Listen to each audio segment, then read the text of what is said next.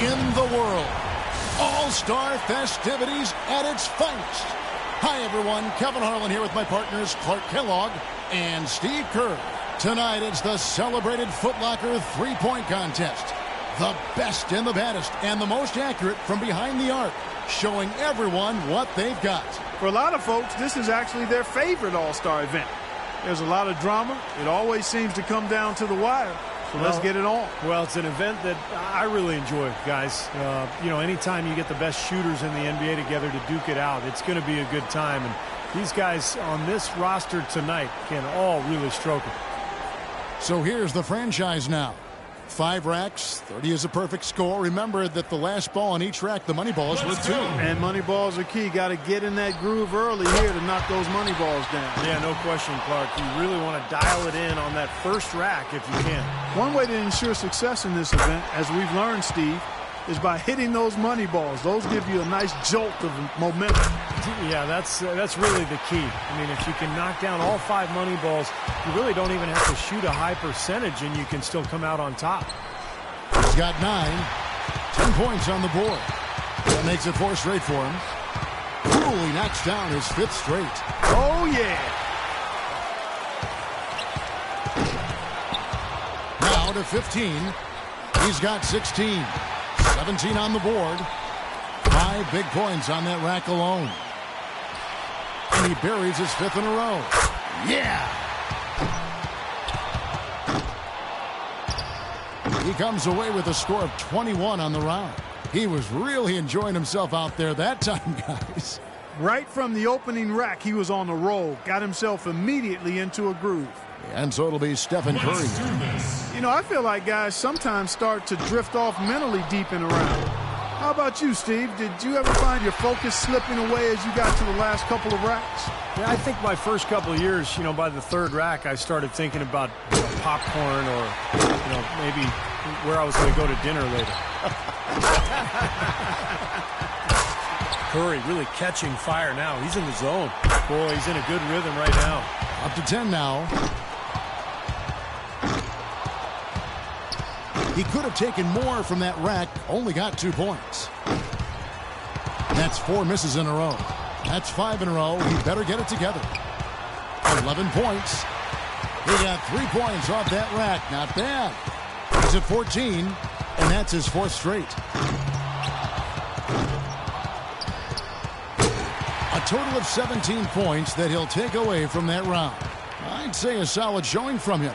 Well, the key was, Kevin, he took 6 out of a possible 10 points from the money balls. And those are huge points. You've got to take advantage of them, and he did. And so we'll see Wesley Matthews.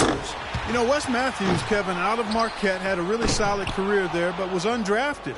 A player who's really solidified himself as a quality NBA talent. I mean, a tough defender. He's a pretty good shooter, can handle it. I mean, there's not anything he doesn't do reasonably well. You remember his dad, Wes Matthews, don't you? Yeah, I do. I remember, those Wisconsin teams cost me a Big Ten championship.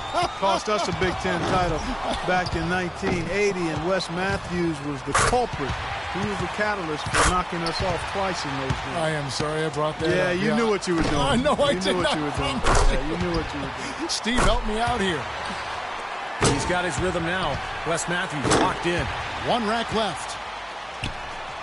17 on the board. And he's alone in 2nd place with that one. Boy, is he finishing strong, guys. He racks up 20 points in the round. His stroke looked terrific in that round, guys. Well, we all know how important the money balls are in this event, and he hit 4 out of 5 of them. That's very good work. Here we go with Damian Lillard. 17 or higher, the score he needs. Well, his first couple of racks are important, Kevin. If he can get going early, then I think he'll feel very confident going into the latter racks. Money ball, no good. 4 points. He's got 5. Can't get the money ball. Now is 6. 7 points. For him to close this out is going to take a very strong effort. Otherwise, he's in trouble. Oh, boy. That's 5 in a row. He better get it together. And with that, he's not going to advance. Couldn't get enough through in the first few racks. Yeah, you've got to develop a rhythm, and he just couldn't get anything.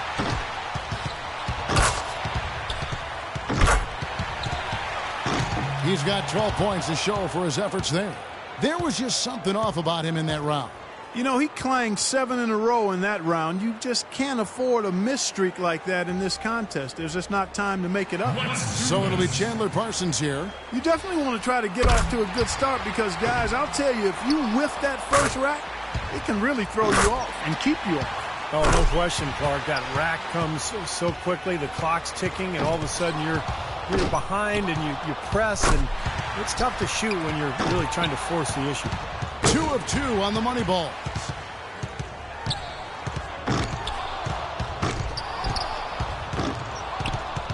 He needs 8 points more. He's hit all 3 money balls. 6 more points to stick around. 12 for him. 1 rack left. 5 points more to stay in it. Good for 13. Now 14. Now to 15. And he's got 15 points when the round ends. He's in a good spot getting to go last. It's no mystery how many points he needs to move on. Here we go. One final chance for somebody to punch their ticket to the final. Well, he's aware of exactly what it's going to take to get there, but he can't get hurried. He can't be doing the math in his head, Clark. He's got to just settle in, take his shots, and try to relax as best he can. He's hot now, his 7th consecutive basket. 7 points more to stay alive. Nice job there. That's 2 good racks in a row. He needs 6 more points. That gives him 12. Drains the money ball. 2 more points to stick around. Excellent pacing right now and rhythm to his shot. That moves him to 3rd. Tied for 2nd. It's all tied. And that pushes him all the way to the #1 spot. He's finding that touch now. He runs his total all the way up to 26 points. What an unbelievable round. Right away you could tell it was going to be special. Yeah, he had a good time out there. He hit a few in a row, and then he was off and running. I mean, he ended up burying 11 straight. Bogdanovich has got to be the popular pick in the finals after his showing in the qualifying round. And I think we've seen an outstanding competition so far. I mean, the scores have been tremendous. Yeah, I agree, Clark. Excellent shooting across the board. This is very high-quality stuff. And so we'll see Wesley Matthews. He squeaked into this round with the lowest qualifying score so far. He's the first one to go in this one. You know, in the 4 times you played in the three-point shootout, Steve, you made it through the first round 3 times.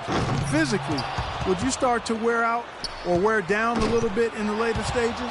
I did, Clark, a little bit. I was a jump shooter and not an overly strong guy. So I thought the bigger, stronger guys like Larry Bird, maybe guys who shot set shots, I thought they held up a little bit more. Dirk Nowitzki comes to mind as well. 4 money balls, 4 misses. That hurts. 7 points. He's got 8.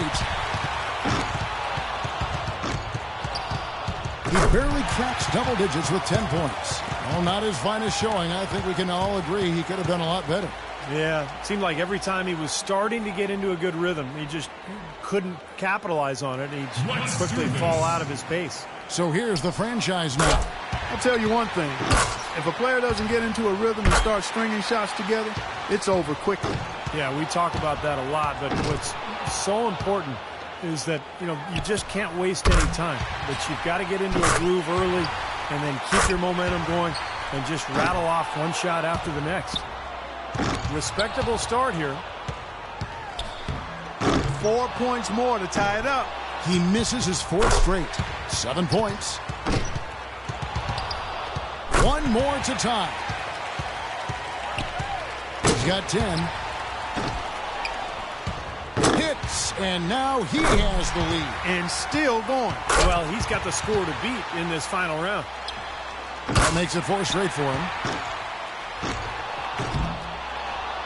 He's got 16. His score sits at 18 points for the round. Boy, he looked great out there, didn't he? That was very nice. I mean, he didn't let any misses throw him off. Stayed the course, Steve. He avoided any kind of cold streak. Yeah, and that's the only way to end up with a score like that. You got to keep your momentum going from one rack to the next. He was the hottest shooter entering the finals, so he earned the right to go last, and he knows exactly what the target is. And, Steve, you know that it's crucial to stay as loose and as relaxed and as comfortable as possible heading into the round. Yeah, I thought my first couple of times in this competition, Clark, I was way too tense. And when I finally won it in my fourth try, it was because I really didn't have any expectations. I came in, just wanted to have fun, and I did have fun because I won.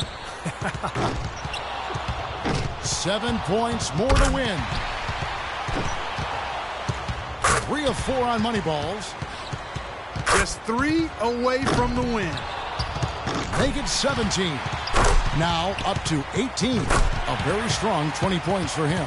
Now that's how you do it. Outstanding focus throughout the round. That was very nice. I mean, he didn't let any misses throw him off. Stayed the course, Steve. He avoided any kind of cold streak.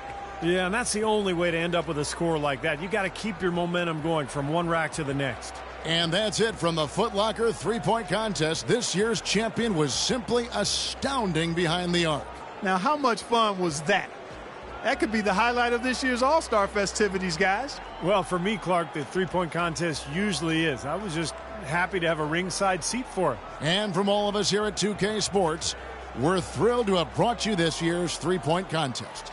This is Kevin Harlan, along with Steve Kerr and Clark Kellogg, saying so long and thanks for watching.